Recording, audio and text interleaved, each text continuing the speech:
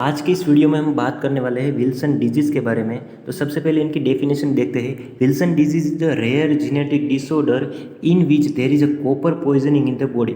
इसका मतलब क्या होता है कि ये एक रेयर जेनेटिक डिसऑर्डर है और इस डिजीज़ में कॉपर पॉइजनिंग हमारे बॉडी के अंदर हो जाती है। मतलब क्या होता है कि हमारे शरीर के अंदर कॉपर बढ़ जाता है। इसका दूसरा नाम है हेपेटोसेलुलर डीजनरेशन, क्योंकि ये जो कॉपर की मात्रा है वो हमारे लीवर में बढ़ने लगती है और लीवर का दूसरा नाम हेपेटिक भी कह सकते हैं। तो लीवर के जो सेल्स होते हैं उसमें डीजनरेशन करने लगता है, क्योंकि हमारे शरीर के अंदर कॉपर की मात्रा बढ़ चुकी है और कॉपर की मात्रा बढ़ने से कारण हमारे जो लीवर के सेल्स होते हैं हिपेटोसाइट्स, उसमें डीजनरेशन देखने को मिलता है। इसकी वजह से उन्हें हम कहते हैं हिपेटोसेल्युलर डीजनरेशन भी कहा जाता है। तो आगे हम देखेंगे विल्सन डिजीज़ के कौन से कारण होते हैं और उसकी पैथोलॉजी क्या है। तो Wilson disease is a cause due to hereditary. मतलब क्या होता है कि विल्सन डिजीज होता है वो हेरिडिटरी आता है, उसके बाहरी कारण बहुत कम होते हैं। उनका मेन कारण है वो हेरिडिटरी आता है, हमारे मदर और फादर के हमारे मदर और फादर से मतलब कि विल्सन डिजीज़ आता है। तो सबसे पहले देखते हैं कॉपर की हमारे शरीर में कौन कौन सी यूज़ होते हैं। तो copper essential in developing healthy bones, nerves, collagens and melanin. Copper की क्यों ज़रूरत होती है हमारी बॉडी में? क्योंकि बोन के डेवलपमेंट के लिए, नर्व्स, कोलेजन और मेलेनिन के डेवलपमेंट के लिए भी कॉपर की ज़रूरत पड़ती है। तो सबसे पहले कॉपर हमारी बॉडी में आता कहाँ से? तो copper absorb by interstitial cells. मतलब कि क्या होता है, जब हम कोई किसी खाना खाते हैं और हमारे खुराक में जो कॉपर होती है वो कहाँ से आती है, एब्जॉर्ब होती है हमारे इंटेस्टाइन्स में। सबसे पहले देखते हैं कि हम जब खाना खाते हैं तो उसके बाद वो स्टमक में जाता है और फिर इंटेस्टाइन में एब्जॉर्ब होता जाता है। तो इंटेस्टाइन के अंदर जो सेल्स होते हैं उसमें उसके अंदर क्या होता है कि जो कॉपर होती है वो एब्जॉर्ब हो जाती है। अब क्या होता है कि जब इंटेस्टाइनल सेल्स से जो कॉपर है वो एब्जॉर्ब तो हो गई, तो इसके बाद वो कॉपर कहाँ जाती है? तो plasma copper gets transport in hepatocyte. अब हम ब्लड को देखते हैं तो ब्लड में दो होते हैं, जो ब्लड सेल्स होते हैं और दूसरा होता है प्लाज्मा होता है। ब्लड सेल्स में क्या होता है, आरबीसी होते हैं, डब्ल्यूबीसी वो सेल्स होते हैं और दूसरा होता है जो प्लाज्मा होता है। तो जो आया हुआ कॉपर है वो प्लाज्मा के थ्रू कहाँ पर जाता है? हिपेटोसाइट्स में।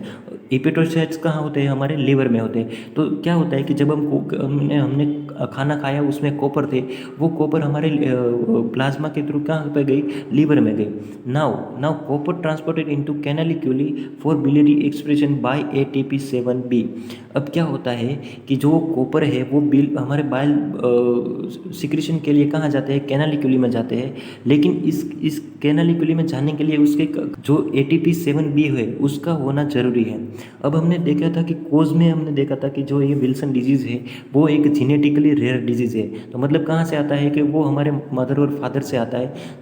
क्योंकि जब हम इस डिजीज़ में क्या होता है कि जब ये ATP7B एंजाइम है, वो जीन है, वो जब बनना बंद हो जाता है, इसमें कुछ खामी आ जाती है या फिर उसमें म्यूटेशन आ जाता है, तो वो जीन है वो हमारे बॉडी के अंदर होता ही नहीं है। इसकी वजह से क्या होता है कि जो कॉपर है वो कैनालिक्यूली में ट्रांसफ़र होना होता है, वो ट्रांसफ़र होता ही नहीं है, वो हमारे लीवर के अंदर ही रह जाता है due to mutation in ATP7B gene. अब क्या होता है कि हमारा जो विल्सन डिजीज़ का मेन कोज था वो क्या था कि हेरिडिटरी आता है। और हेरिडिटरी का मतलब क्या होता है कि जो ATP7B जो है जीन है उसमें म्यूटेशन आ जाता है, किसी भी कारणवश जो ATP7B जो है उसमें म्यूटेशन आ जाता है। मतलब कि हमारी बॉडी में जो ATP7B है उसका म्यूटेशन हो चुका है। म्यूटेशन मतलब होता है जो उनके रेगुलर जो कॉन्स्ट्रिक्शन होता है उसमें कॉन्स्टिट्यूशन में वो फेरफार हो जाता है। इसकी वजह से क्या होता है कि जो कॉपर है वो कैनालिक्यूलिस में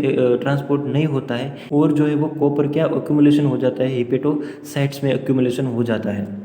अब क्या है कि जो कॉपर है वो हमारे लीवर में एक्यूमुलेशन होना बढ़ने लगता है। तो इसकी वजह से हमारे कौन कौन से साइन एंड सिम्टम्स हमारी बॉडी में देखने को मिलते हैं। तो सबसे पहले देखते हैं, जो ये कॉपर है वो हमारे लीवर के अंदर जो है वो एक्यूमुलेशन होने बढ़ने लगता है। तब जो लीवर है उसमें भी ब्लड तो आता ही है। अब जो लीवर में ब्लड आता है किसी भी पोर्टल वेन, जो अलग अलग वेन से जो लीवर में ब्लड आता है, उसकी वजह से जो ब्लड में जो वो कॉपर है वो ब्लड में भी मिक्स हो जाता है। अब जो कॉपर वाला ब्लड है वो हमारे कहाँ जाता है कि हमारे हार्ट में जाता है। सबसे पहले वो कॉपर वाला ब्लड है वो हमारे हार्ट में जाता है, और हार्ट में क्या इफेक्ट करता है, उसमें कार्डियोमायोपैथी बढ़ने लगती है, मतलब कि जो हार्ट के मसल्स है वो स्टिफनेस होने लगती है, पंपिंग होना से रोक लेता है। अब जो ब्लड में जो कॉपर बढ़ने लगता है तो उसकी वजह से ब्लड जहाँ जहाँ पे हमारे बॉडी के अंदर ब्लड जाएगा वहाँ वहाँ वो कॉपर हमें अफेक्ट करेगा। तो सबसे पहले जो बोन के अंदर जो ब्लड जाता है उसमें क्या होता है कि बोन के अंदर जो एक होता है वो ऑस्टियो आर्थराइटिस होने लगता है। धीरे धीरे से जो ब्लड में अंदर कॉपर बढ़ने लगती है, एबनॉर्मली कॉपर ब्लड में आ चुका है, तो जहाँ जहाँ भी वो ब्लड जाएगा वहाँ वहाँ वो हमें पैथोलॉजी क्रिएट करके देगा। तो बोन में जाता है तो बोन में क्या होता है, ऑस्टियो आर्थराइटिस होने लगता है। अब जो ब्लड है वो किडनी में भी जाएगा, तो किडनी में जो ब्लड जाएगा उसमें क्या होता है कि किडनी में जो हमारे किडनी का मेन फंक्शन होता है हमारे ब्लड को प्यूरीफाई करना होता है। तो जो ब्लड है वो उस किडनी के अंदर प्यूरीफाई करने जाता है तो उसमें भी जो कॉपर है वो प्यूरीफाई कर लेगा, मतलब कि किडनी में भी कॉपर की मात्रा बढ़ने लगती है। और जो प्यूरीफाई हुआ ब्लड है, प्यूरीफाई हुआ जो यूरिन है, यूरिन में भी हमें कॉपर देखने को मिलता है। तो क्या होता है कि जो किडनी फंक्शन है उसमें भी वो कॉपर की वजह से अफेक्ट करता है। प्लस क्या होता है, जो मेन तो ब्लड में भी बढ़ चुका है तो उसकी वजह से एनीमिया भी देखने को मिलता है, क्योंकि कॉपर की ज़्यादा मात्रा हमारे ब्लड के अंदर हानिकारक होती है। जो आरबीसी होते हैं हमारे सेल्स उसमें भी वो इफेक्ट करता है। तो सबसे पहले हमने देखा था कि कॉपर है वो उस कॉपर जो है वो लीवर में बढ़ चुका है। तो लीवर में जो कॉपर बढ़ने लगता है तो इसकी वजह से हमारा जो ALT और AST और ALT जो एंजाइम होते हैं हमारे लीवर के अंदर, जो वो है जो मतलब कि हमारे प्रोटीन को एनर्जी में कन्वर्ट करके देते हैं, तो उसका जो AST और ALT जो है उसका क्या है कि वो लेवल बढ़ चुका होगा, क्योंकि हमारे लीवर के नॉर्मलिटी टेस्ट हो चुके हैं और लीवर में भी इफेक्ट करता है। इसके साथ साथ क्या है, जो ब्लड जाता है वो हमारे ब्रेन में भी जाता है। तो ब्रेन में भी जाता है तो हमने आगे देखा था कि जो कॉपर है वो हमारे नर्व्स के डेवलपमेंट के लिए भी काम करता है। तो हमारे जो ब्रेन में है वो एक्सेसिवली जो कॉपर है वो हमारे ब्रेन में जा चुका है, तो इसकी वजह से जो न्यूरोलॉजिकली जो हमारे फंक्शन होते हैं इसमें भी इफेक्ट करता है। क्या होता है कि जो हमारे पूरी बॉडी हमारे माइंड से तो कंटिन्यू होती है, हमारे माइंड से ही हमारी पूरी बॉडी रेगुलेट होती है। तो इससे क्या होता है कि डिफ़िकल्टी इन स्पीकिंग होता है, हमें बोलने में तकलीफ पड़ती है, इसके साथ साथ मूवमेंट में भी तकलीफ आती है। मतलब कि जैसे हमारे किसी भी जो ब्रेन के फंक्शन में भी वो इफेक्ट करता है। उसका दूसरा डायग्नोस्टिक साइन एंड सिम्टम्स है, जिसकी वजह से हम कह सकते हैं कि इसमें विल्सन डिजीज़ हुआ है। तो क्या होता है, वो हमारी आँख के अंदर जो है वो कॉपर की गोल्डन शेड बन जाती है, गोल्डन एक रिंग बन जाती है हमारे आँख के अंदर। इससे पता चलता है कि हमारे अंदर क्या होता है। इसे क्या कहते हैं, केयर्स फ्लेचर साइन बोलते हैं। उसमें उस जो हमारे आँख के अंदर जो गोल्डन रिंग बन जाती है उसे हम केयर्स फ्लेचर्स रिंग बोलते हैं, और जो है उससे पता चलता है कि हमें विल्सन डिजीज़ हो चुका है। तो ये हमारे विल्सन डिजीज़ के हमारे बॉडी के अंदर साइन एंड सिम्टम्स थे। उसके साथ साथ जो नॉर्मल साइन एंड सिम्टम्स है वो जो एब्डोमिनल पेन होता है, नोजिया होता है, फैटिग होता है, ये सब तो हमारे नॉर्मल जो एब्नॉर्मल जॉन्डिस है वो सब हमारे, क्योंकि हमारा जो लीवर है वो मेनली इफेक्ट होता है, और जो लीवर से जो पैथोलॉजी क्रिएट होती है वो जो नॉर्मल साइन एंड सिम्टम देखने को मिलते हैं। लेकिन जो डायग्नोस्टिक साइन एंड सिम्टम्स है वो जो सीवियरली साइन एंड सिम्टम्स है वो ये सब साइन एंड सिम्टम्स हमारे अंदर बॉडी के अंदर देखने को मिलता है।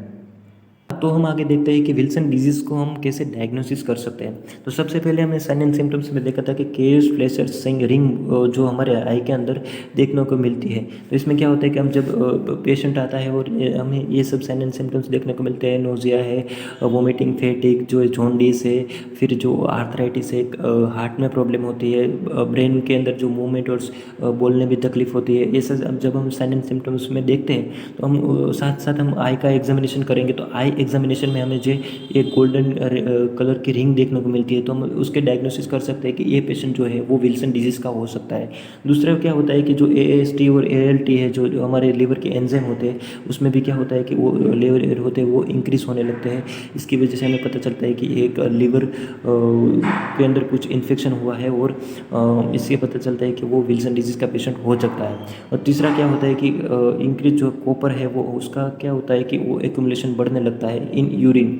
मतलब कि क्या होता है, जो ब्लड है, हमने पीछे पीछे देखा था कि जो ब्लड है वो किडनी में जाता है और उसमें प्यूरीफाई होता है, और प्यूरीफाई हुआ ब्लड भी उसके अंदर भी कॉपर होने वाला होता है, और किडनी फंक्शन भी जो है वो डिक्रीज हो जाता है, किडनी भी फंक्शन में भी कोई तकलीफ होती है। तो इसका मतलब क्या है कि विल्सन डिजीज़ हमें इस पेशेंट के अंदर विल्सन डिजीज़ है। दोस्तों हम देखेंगे कि विल्सन डिजीज़ की ट्रीटमेंट क्या क्या हो सकती है। तो सबसे पहले हमें क्या फोकस करना होता है कि जो हमारे अंदर कॉपर आ चुका है उसका क्या होता है कि जो बॉडी है वो उसको कॉपर आ रहा है, जहाँ से हमारे बॉडी के अंदर कॉपर आ रहा है उसे हमें रोकना है। तो मतलब अब हमारे कॉपर की ज़रूरत तो हमारी बॉडी में है, लेकिन उसके कंट्रोल करना है। और कंट्रोल कैसे होता है, हमारे जिंक सॉल्ट्स, हमें जो मेडिकेशन लेनी होती है वो क्या होता है कि हमें जिंक सॉल्ट्स लेना होता है। इसकी वजह से क्या होता है, जो हमारे लिए जितना नेसेसरी कॉपर है उतना ही हमारी बॉडी के अंदर आए। जो दूसरा जो है वो जो बिन ज़रूरी जो कॉपर है उसका हमें बॉडी में आने से रोकना है। तो इसके लिए हमें क्या लेना होता है, जिंक सॉल्ट से हम उसके बिल्डअप होने से हमारे जो अंदर कॉपर बिल्ड हो रहा है उसे हम रोक सकते हैं। दूसरा क्या होता है, चिलेटिंग एजेंट हमें उसके पेशेंट को दे सकते हैं। इसकी वजह से क्या होता है, जो चिलेटिंग एजेंट्स है वो उससे हमारे बॉडी से जो कॉपर है वो रिमूव करने में हमें हेल्प करता है। मतलब कि जो ब्लड में जब कॉपर वाला ब्लड जब हमारी किडनी में जाता है तो उस किडनी में क्या हो जाता है कि जो कॉपर है वो उसे ज़्यादा से ज़्यादा हम यूरिन के थ्रू बाहर निकाल सकते हैं। इसकी वजह से हमारा जो कॉपर एक्यूमुलेशन बढ़ने लगता है वो हमारे अंदर बॉडी के अंदर कम हो जाता है। और तीसरा क्या होता है, लिवर ट्रांसप्लांट करना होता है। मतलब कि जब ज़्यादा से ज़्यादा कॉपर हमारे लीवर के अंदर बढ़ चुका होता है तो वो लीवर के अंदर लीवर फेलियर बन जाता है, और लीवर फेलियर से हमें इस लीवर को ट्रांसप्लांट करना होता है। तो ये थी कुछ ट्रीटमेंट, हमारे डायग्नोसिस और इसके साइन सिम्टम्स, पैथोलॉजी और जो डेफिनेशन। ये था दोस्तों विल्सन डिजीज़।